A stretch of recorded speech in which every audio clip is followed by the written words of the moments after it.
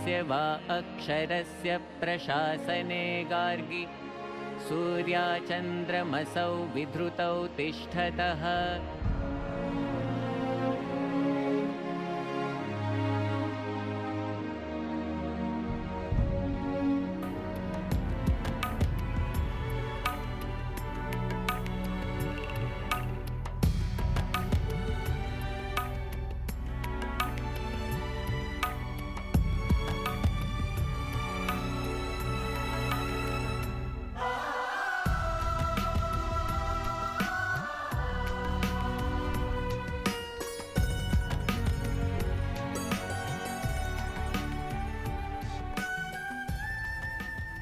નીલકંઠ યાત્રા ફિલ્મ અને mistake India એનું આપણે જ્યારે આઈમેક્સ ફિલ્મનું શૂટિંગ શરૂ કરવાનું હતું એનું આખું પ્લાનિંગ કર્યું હતું આપણે.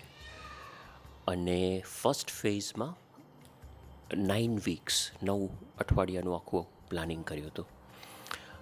અને એના ટાઈમિંગ અને બધું આપણે એવી રીતે સિલેક્ટ કરેલું કે જેથી હિમાલયમાં પણ આપણને એકદમ ફ્રેશ સ્નો મળે.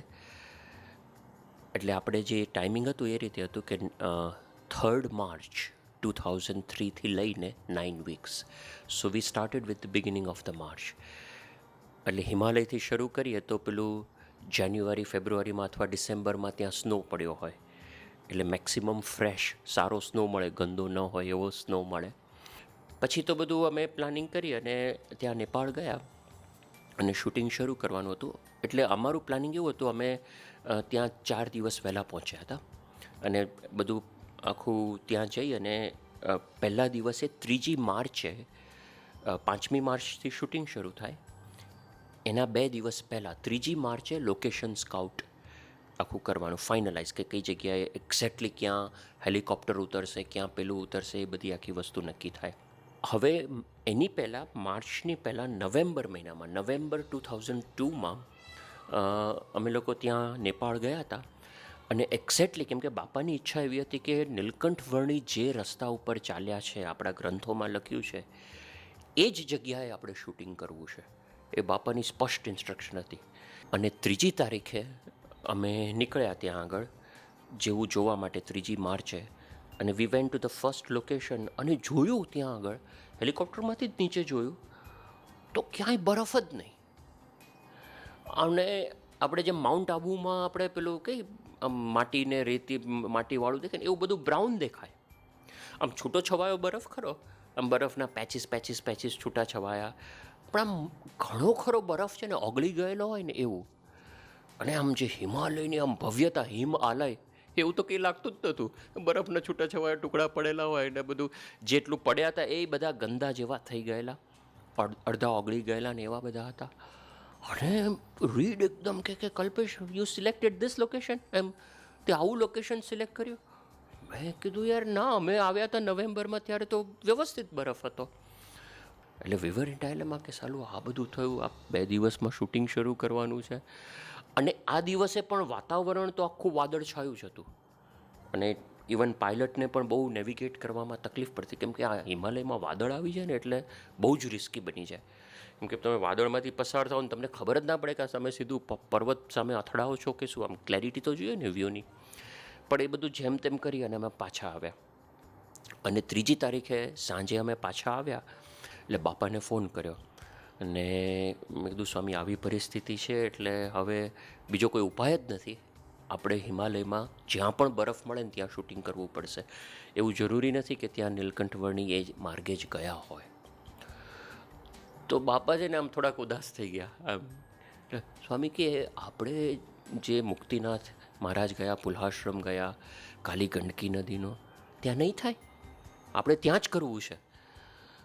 સ્વામી આપણે ત્યાં જ કરવું છે, પણ એ કાલી ગંડકી વેલી, એ આખી વેલી અમે ફરી વળ્યા છેક નીચે પોખરાથી લઈ અને પુલ્હાશ્રમ સુધી કે જે માર્ગે નીલકંઠ વર્ણી ચાલ્યા છે. હવે એ આખી વેલીમાં ક્યાંય નથી સ્વામી. અને જે ધોળો પર્વત અને કાળો પર્વત જે આપણું વર્ણન કરેલું છે, ધવલગીરી અને નીલગિરી, એ બંનેના પણ એ સ્વામી એ જગ્યાએ જ્યાં હેલિકોપ્ટર જઈ શકે છે ત્યાં બરફ નથી. અને બીજી જ જગ્યાએ આપણે હવે એવરેસ્ટ તરફ કે બીજી બાજુ તરફ જવું પડશે કે જ્યાં મળશે આમ તેમ. તો બાપા કે ના, પ્રયત્ન કરો ને, હજી આપણે જ્યાં નીલકંઠ વર્ણી ગયા છે ને ત્યાં જ શૂટિંગ કરવું છે. હવે પણ પ્રયત્ન એટલે શું પ્રયત્ન કરીએ? આમ ફરી કાલે જવાના છે તો કાલે એનું એ જ છે, એટલે it does not make sense. અને પછી બીજું મેં કીધું બાપા અહીંયા વાતાવરણ પણ બહુ ખરાબ છે, વાદળછાયું ને આવું વાતાવરણ છે, એટલે પેલા રીડનો મૂડ તો અડધો એમાં જ જતો રહ્યો છે. એ કે આવું વાતાવરણ હોય તો આ શૂટિંગ કરવાનો કોઈ અર્થ જ નથી. એટલે એ લોકો તો સીધું કેન્સલ કરવા પર આવી ગયેલા કે હવે આમાં શક્ય નથી. એટલે બાપા કે ના ના, બધું શક્ય છે. આપણે 5મી તારીખે નક્કી કર્યું છે, 5મી તારીખે ચડતા સૂરજે આપણે શૂટિંગ શરૂ કરવાનું છે, અને આ બધું આ જ જગ્યાએ નીલકંઠ વર્ણી જ્યાં ગયા છે ને ત્યાં જ શૂટિંગ કરવું છે આપણે. એટલું ફોર્મલી સ્વામીએ કીધું કે જેમાંની એક પણ વસ્તુ લિટરલી પ્રેક્ટિકલી વાતાવરણની રીતે શક્ય નહોતી. પછી બીજે દિવસે આ લોકો સાથે બધું રાત્રે ડિસ્કસ કર્યું, પણ કે ના, આ તો જગ્યાએ જવાનું જ નથી. હવે let us search for another place, કે હિમાલયમાં જ આની નજીકમાં જેટલું બને આજુબાજુ. અને પછી આપણે મન બનાવી લેવાનું કે ભાઈ નીલકંઠ વર્ણી તો હિમાલય આખું ફરીને છે, આસામ સુધી ગયા છે, એટલે અહીંથી ક્યાંકથી ચાલ્યા હશે એમ. એટલે અમે બીજે દિવસે સવારે 4મી માર્ચે સવારે અમે ત્યાં એરપોર્ટ ઉપર ગયા, પણ વરસાદ પડતો હતો અને આખું એકદમ આમ યુનિફોર્મ હતું, એટલે હેલિકોપ્ટર તો ઉપડે જ નહીં, શક્ય જ નથી, કારણ કે દેખાય નહીં ક્લેરિટી. કેમ કે પોખરા જ્યાંથી હેલિકોપ્ટર ઉપડે ત્યાં જેવા હજી થોડા તમે 5 મિનિટ જાઓ એટલે પર્વતમાળા શરૂ થઈ જાય, અને વિધાઉટ સીઈંગ કે આ પર્વત ક્યાંક દેખાય જ નહીં કશું. તો અમે બધા ત્યાં બેઠા. બાપાને મેં ફોન કર્યો, મેં કીધું બાપા આજે બીજી જગ્યા જોવા જવાનું છે, આજે વરસાદ છે, વાદળો છે, આ છે તે છે, તો હવે તમે કૃપા કરો કે આ બધું બંધ થાય તો આપણે જોવા જઈ શકીએ. બાપા કે હા હા, થશે થશે થશે. મેં લગભગ 2 થી 3 વાર ફોન કર્યો છે સવારમાં જ, કારણ કે ત્યાં પેલા લોકો ઊંચા નીચા થાય.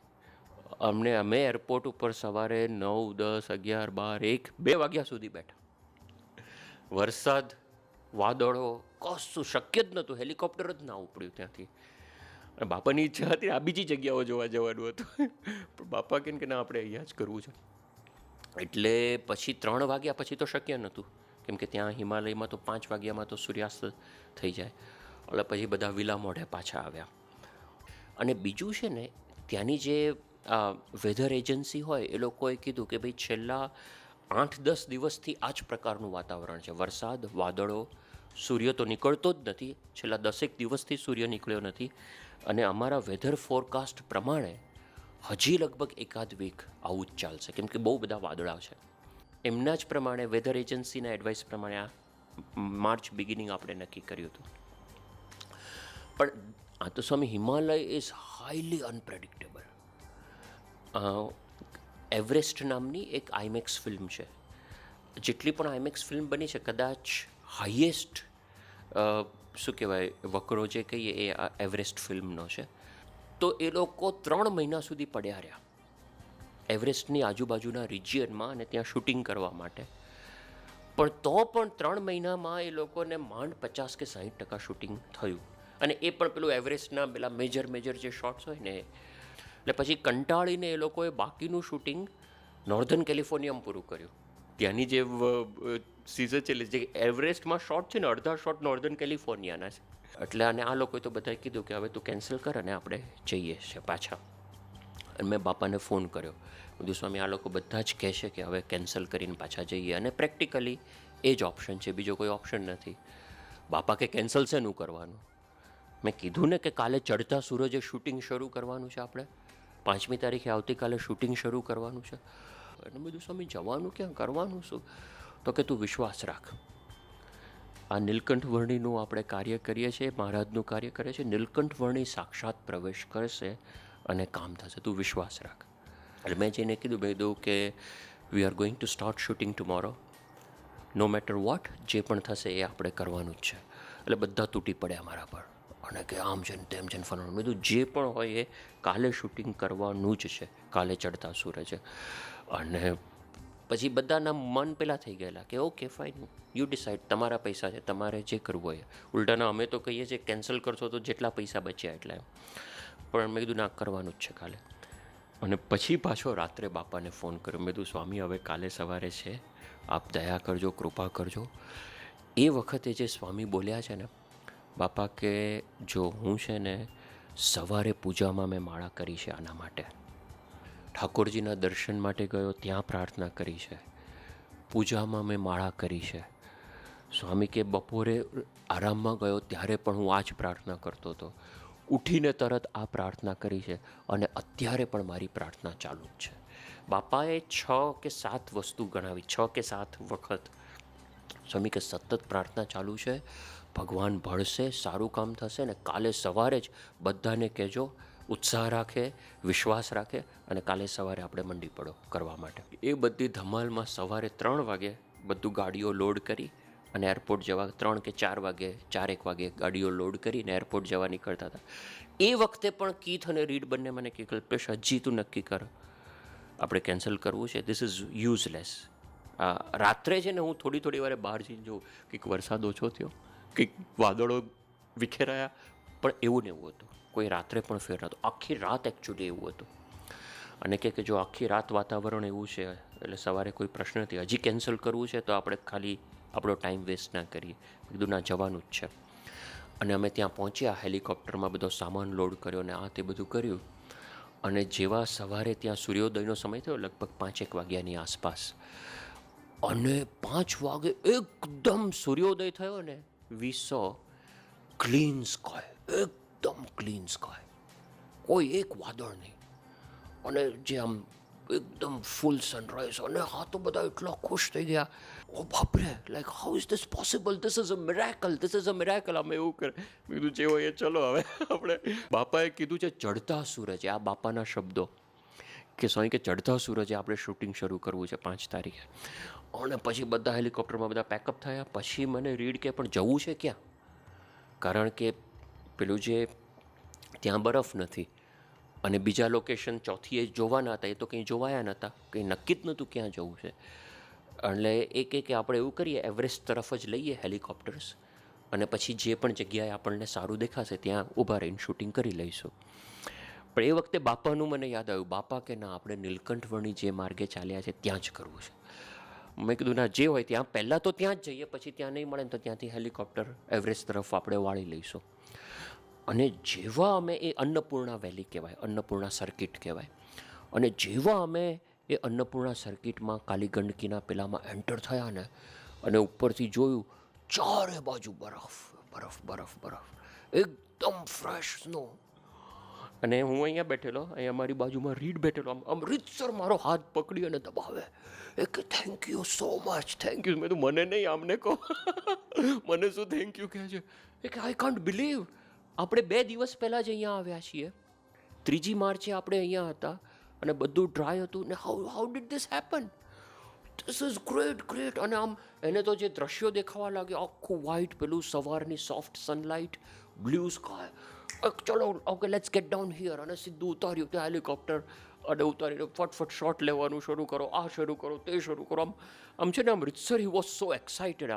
આમ જેમ 4 દિવસ અમે શૂટિંગ કર્યું, એ 4 દિવસમાં ક્યારેય વરસાદ નથી આવ્યો, ક્યાંય વાદળો નડ્યા નથી નહીં, પાછા વાદળો બેકડ્રોપમાં આવી જાય, સરસ, જ્યાં જોઈતા હોઈએ ત્યાં ફૂલ ફ્લેજ સ્નો. એકચ્યુઅલ કાલીગંડકીના પાથ ઉપર જ શૂટિંગ કર્યું છે, જે બાપાની ઈચ્છા હતી પુલ્હાશ્રમમાં, એકચ્યુઅલ પુલ્હાશ્રમમાં શૂટિંગ કર્યું. ત્યાં આગળ જે પેલું તપની મુદ્રાના અને જે છે શોટ બધા, ત્યાં આગળ જે પેલી 108 ચક્રધારા ચાલે છે, એ જ જગ્યાએ નીલકંઠવર્ણીએ માથા પર પાણી કર્યું, સ્નાન કર્યું, બધા શોટ લીધા 4-5 દિવસ સુધી. અને 125% શૂટિંગ કર્યું. જે પ્લાનિંગ હતા શોટ કે આટલા શોટ લેવા છે, એના કરતાં 25% વધારે શોટ લીધા. એટલે બધી જ રીતે તમે જુઓ તો જે સ્વામી બોલ્યા છે ને, એક્ઝેક્ટલી એ જ રીતે એમ જ અગેન્સ્ટ ઓલ ઓડ્સ એ થયેલું છે.